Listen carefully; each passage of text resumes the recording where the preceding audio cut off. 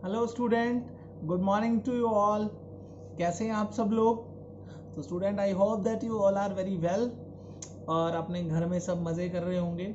और जैसा कि आप लोग मैं देख पा रहा हूँ, रेगुलर होमवर्क सेंड कर रहे हैं, रेगुलर पढ़ाई कर रहे हैं, रेगुलर मुझसे डाउट पूछ रहे हैं। ठीक है स्टूडेंट, तो ये बहुत ही अच्छी बात है बेटा, और ऐसा ही आप करते रहें। बहुत जल्द जो ये लॉकडाउन है ये ख़त्म होगा और अपने स्कूल्स जो हैं वो रीओपन होंगे और अपन नॉर्मल पढ़ाई कर पाएंगे। ठीक है ना, जल्दी हम दोनों का ही आपस में इंटरेक्शन होने वाला है और हम बहुत जल्दी नॉर्मल स्टडीज़ कर पाएंगे। ये जो बहुत अच्छी बात है। ठीक है ना। अभी तक मैं आपको बता दूं, आप लगातार मेरे पास क्वेरी आ रही है स्कूल रीओपन को लेकर, तो बेटा मेरे पास कोई आंसर नहीं है। क्यों मेरे पास ही क्या, किसी के पास कोई आंसर नहीं है, क्योंकि सीबीएसई से कोई गाइडलाइन नहीं आई है इस चीज़ के रिगार्डिंग।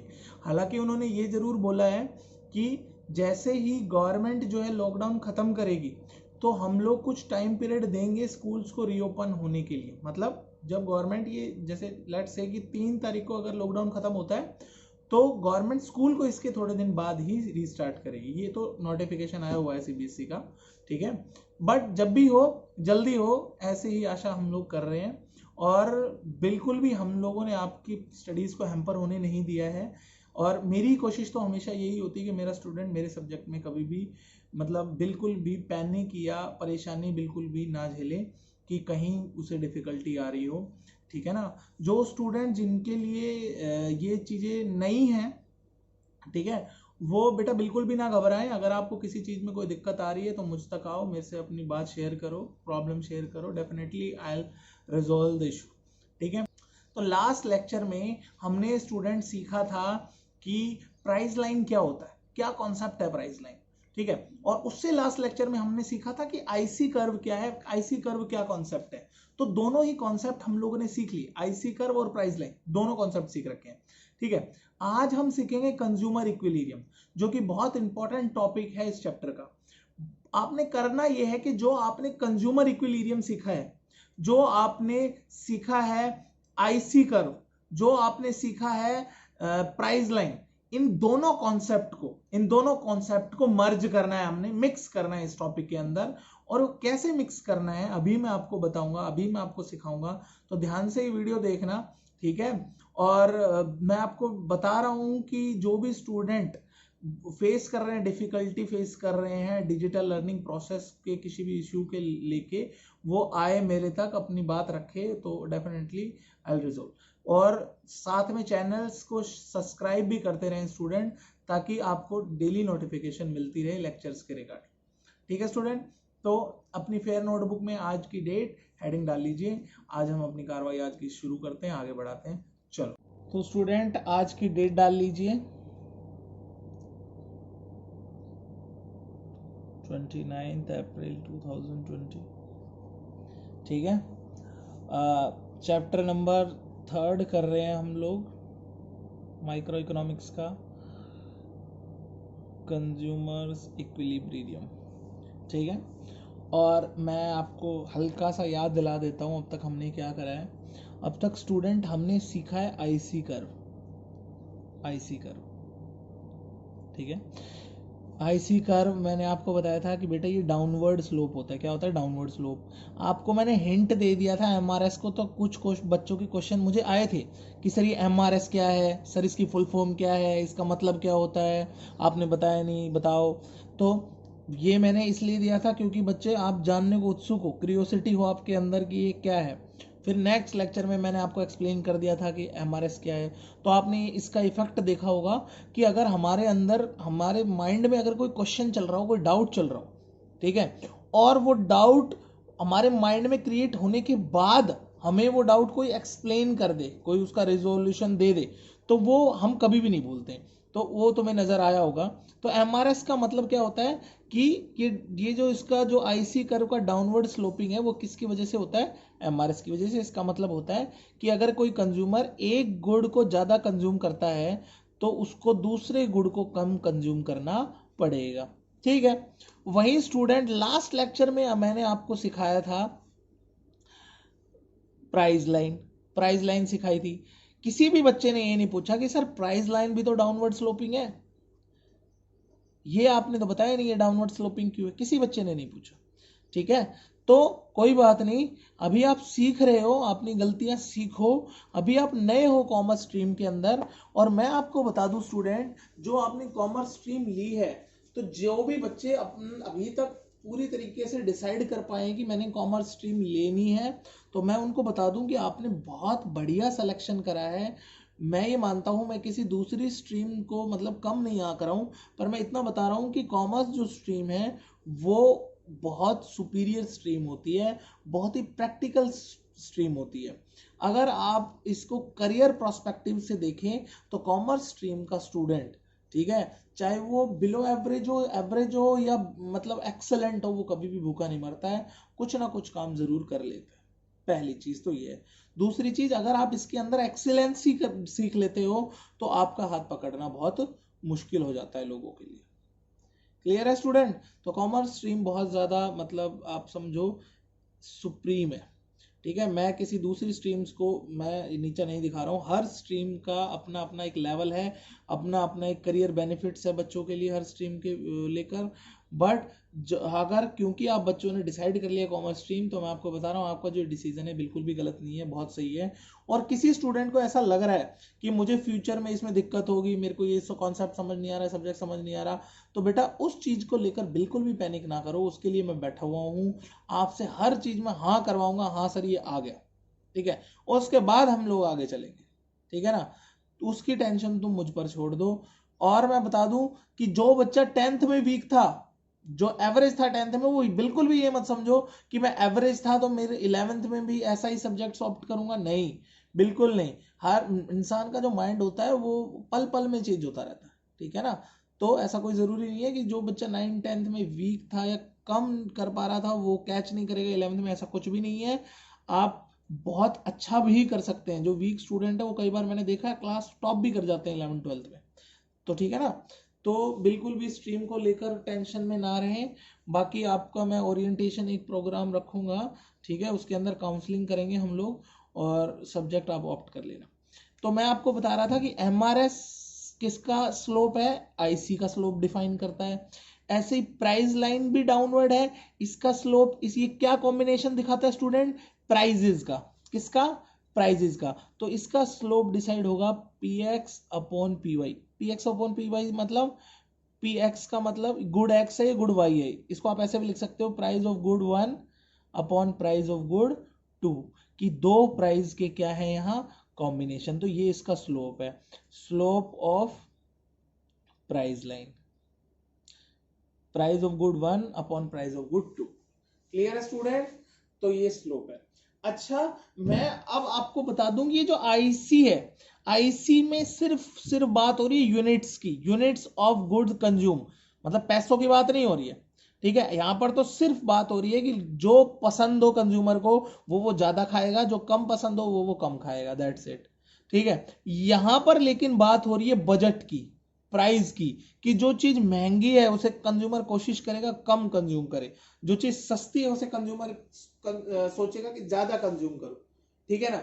और तो और ओवरऑल भी उसे पता होगा कि भाई मेरे पास जितना टोटल बजट है, मेरे पास जितने पैसे हैं, मैं उतने ही खर्च कर सकता हूं, उससे ज्यादा या कम खर्च नहीं कर सकता हूं, ठीक है।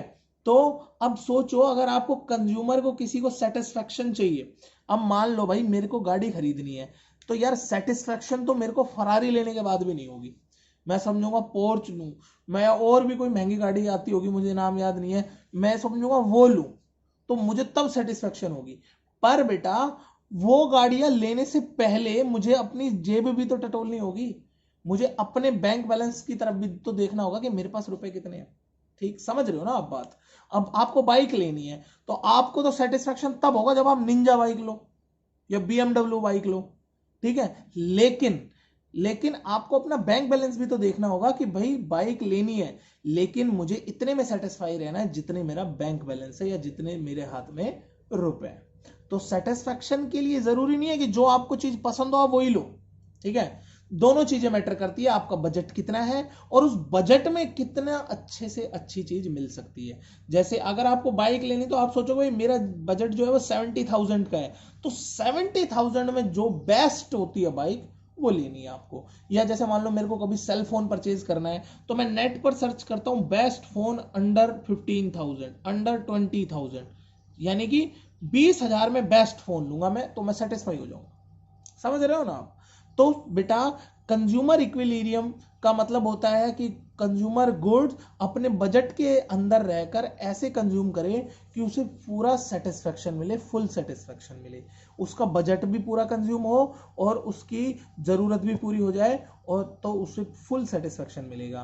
तो कहने का मतलब मेरा ये है, मैंने आईसी और प्राइस लाइन दोनों को जोड़ दूंगा। जब जोड़ दूंगा दोनों को तो वही मेरा पॉइंट ऑफ कंज्यूमर इक्विलिब्रियम आ जाएगा। कैसे जोड़ूंगा, ये देखो, ये प्राइस लाइन है और ये आईसी है स्टूडेंट, आईसी। थोड़ा मेरे हाथ से कर्व बना नहीं है, आप थोड़ा सा अच्छे से बनाओगे तो कर्व बन जाएगा। ये यहाँ पर कनेक्ट होगा, भिड़ जाएगा, ठीक है। ये जो पॉइंट बनेगा ये ई बोलेंगे इसे। ई पॉइंट का मतलब है कंज्यूमर इक्विलिब्रियम, ठीक है। ठीक है स्टूडेंट, आप यहाँ बताओगे, ये तो बता दिया आपने आईसी, इस पर पॉइंट डाल के आप लिख दोगे ये है प्राइस लाइन जी, ठीक है। यहाँ नाम दे दोगे गुड 1, यहाँ नाम दे दोगे गुड 2। पॉइंट डालने की किसी को कोई जरूरत नहीं है, कोई पॉइंट नहीं डालना इस डायग्राम पे। क्लियर है स्टूडेंट? ये कंज्यूमर इक्विलिब्रियम का डायग्राम है और बहुत ज्यादा इंपॉर्टेंट है। अगर क्वेश्चन पूछता है consumer equilibrium bye IC curve, तो आपने यही डायग्राम बनाना है। और आपको मैं फिर से एक बार याद दिला दूं, अगर कंज्यूमर पूछता है, कंज्यूमर ना क्वेश्चनर पूछता है, ठीक है, एग्जामिनर पूछता है कि क्या कहते हैं, explain consumer equilibrium bye marginal utility या बाय यूटिलिटी, तो ये वो डायग्राम है। ये एमयू है, ये प्राइस है, जहां इंटरसेक्ट हुए वो कंज्यूमर इक्विलिब्रियम पॉइंट है। ये कौन सा है, वन कमोडिटी का केस है। कौन सा केस है, वन कमोडिटी का। और ये है MU X, MU Y, Y, ठीक है। ये गुड वाई, ये गुड एक्स, और नीचे होगा क्वांटिटी, जहां ये टकराए वो इक्विलिब्रियम पॉइंट है। क्लियर है स्टूडेंट? तो ये in case of two commodity, ये तो सबको याद ही होगा, लास्ट वाले लेक्चर में करा है हमने, लास्ट लेक्चर में।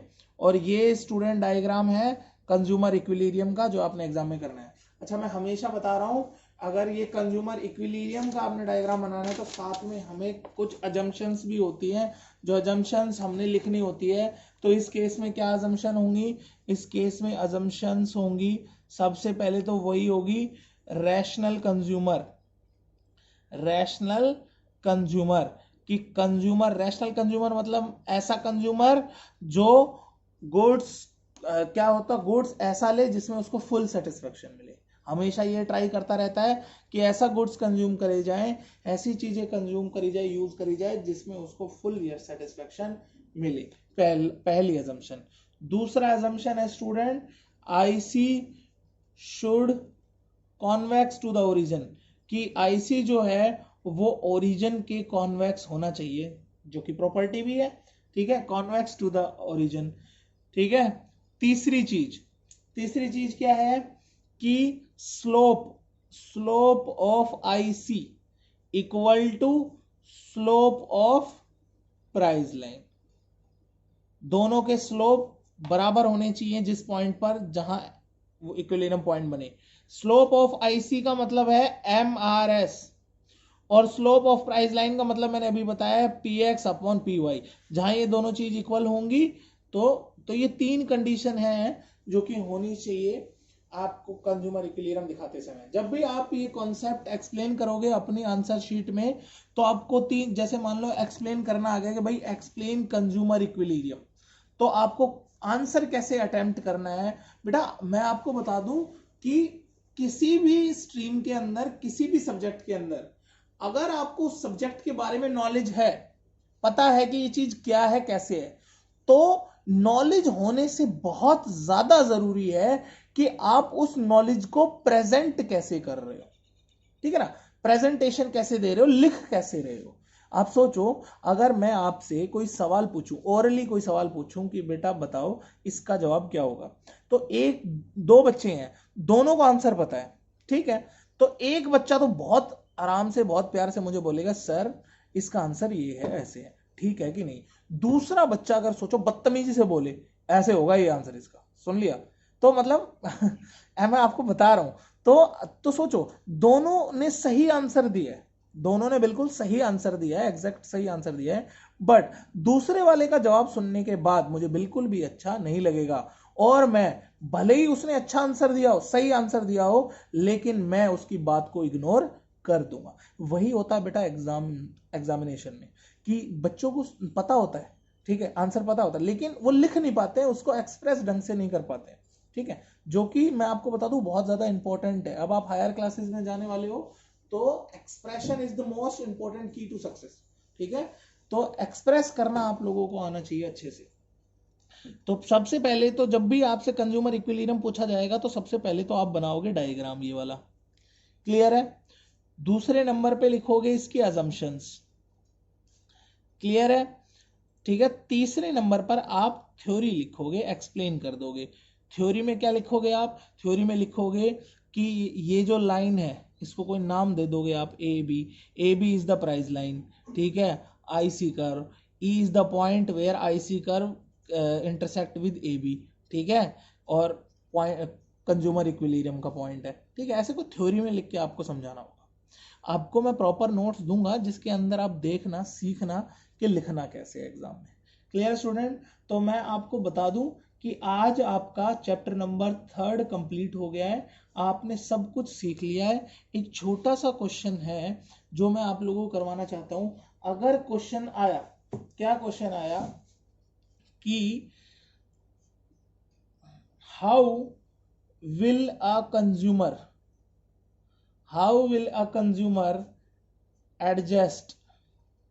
adjust his consumption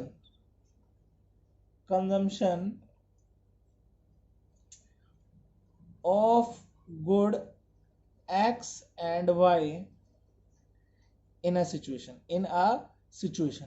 आपको याद हो ये सिचुएशन में पहले भी आप लोगों को बता चुका हूं, ठीक है। क्या सिचुएशन है कि जो स्लोप है MRS है X और Y गुड का, वो कम है किससे, PX और PY से। ये सिचुएशन है, जो स्लोप है वो मतलब कम है, स्लोप कम है किसके मुकाबले, PX और PY के मतलब में। इसका मतलब क्या है कि जो कंज्यूमर होगा वो कंज्यूमर ज्यादा कंज्यूम करेगा किसको, गुड Y को, किसके मुकाबले, X के मुकाबले। इस सिचुएशन का मतलब है कि जो गुड Y है, गुड Y ज्यादा कंज्यूम होगा, गुड Y को ज्यादा खाएगा किसके मुकाबले, X के मुकाबले, ठीक है। और अगर ऐसा होता है तो आईसी कर्व जो है, आईसी कर्व उठना शुरू कर जाएगा। जैसे मान लो ये है, इसका स्लोप कुछ ऐसा है, और अगर सोचो ये गुड X का कुछ पॉइंट है, ये गुड Y का कुछ पॉइंट है, तो ये ऐसे होने लग जाएगा, ऐसे ऐसे स्लोप इसका बदलने लग जाएगा, ठीक है ना। अगर ऐसा होता है तो अब जैसे Y ज्यादा कंज्यूम हो रहा है, और मैंने जब आपको बताया Y ज्यादा कंज्यूम हो रहा है तो X कम कंज्यूम होगा, और जैसे जैसे सोच के देखो बेटा, Y की कंजम्पशन बढ़ती है वैसे वैसे उसका MU या सेटिस्फैक्शन लेवल भी क्या होता है, कम। और जैसे जैसे उसका सेटिस्फैक्शन लेवल कम होगा, ठीक है, वैसे वैसे वो X की तरफ दौड़ेगा, ठीक है। और एक समय आएगा जब MRS is equal to PX upon PY हो जाएगा, क्लियर है स्टूडेंट। जब MRX is equal to PX upon PY हो जाएगा। इस सिचुएशन को उल्टा भी कर लेते हैं, फिर से एक बार समझ लो। अब मैं बता रहा हूं कि जो MRS है वो ज्यादा है PX अपॉन PY से। तो इस सिचुएशन में क्या है, इस सिचुएशन में ये है कि ये ज्यादा कंज्यूम हो रहा है, गुड X ज्यादा कंज्यूम हो रहा है किसके मुकाबले, गुड Y के मुकाबले। और अगर ऐसा है तो जो MU है, MU मान लो गुड X ज्यादा कंज्यूम हो रहा है, गुड एक्स ज़्यादा कंज्यूम हो रहा है तो गुड वाई जो है वो कम कंज्यूम हो रहा होगा, ऑब्वियस सी बात है। और कोई भी चीज़ अगर ज़्यादा कंज्यूम हो रही हो, कोई भी चीज़ अगर ज़्यादा कंज्यूम हो रही हो तो सेटिस्फैक्शन लेवल कम होना शुरू हो जाता है, उबने लग जाता है आदमी उस चीज़ से, और इसकी कंजम्पशन वो बढ़ा देता है, ठीक है ना। मतलब जो पहले कम हो रही होती है अब उसकी बढ़ा देता है, और एक लेवल ऐसा आएगा जब MRS इज इक्वल टू क्या हो जाएगा, PX अपॉन PY। तो दोनों ही सिनेरियो में मैंने आपको समझा दिया है, इसी पर क्वेश्चन आ सकता है, ठीक है। तो आप बिल्कुल भी डरे ना, ये 2 या 3 नंबर में क्वेश्चन आएगा तो इसको ढंग से कर लें। ये मैंने बहुत एक्स्ट्रा चीज जाके डीप में जाके बता दिया है, इससे ज्यादा इस टॉपिक इस चैप्टर में कुछ नहीं है। थर्ड चैप्टर आज आपका खत्म हो गया है। अगले लेक्चर में हम लोग नेक्स्ट चैप्टर करेंगे, ठीक है, जो कि है theory of demand. Next chapter अपना है थ्योरी ऑफ डिमांड, बहुत ज्यादा इंपॉर्टेंट है। थ्योरी ऑफ डिमांड बहुत ज़्यादा इंपॉर्टेंट चैप्टर है, मज़ा आएगा आपको ये चैप्टर करने में, और आपको हमेशा काम भी आएगा ये चैप्टर, ठीक है। ये सिर्फ ना थ्योरेटिकल नॉलेज है, ये आपको प्रैक्टिकल लाइफ में भी बहुत ज़्यादा काम आएगा, ठीक है। तो स्टूडेंट आज के लिए इतना ही। Please take care yourself and your family members. Bye bye.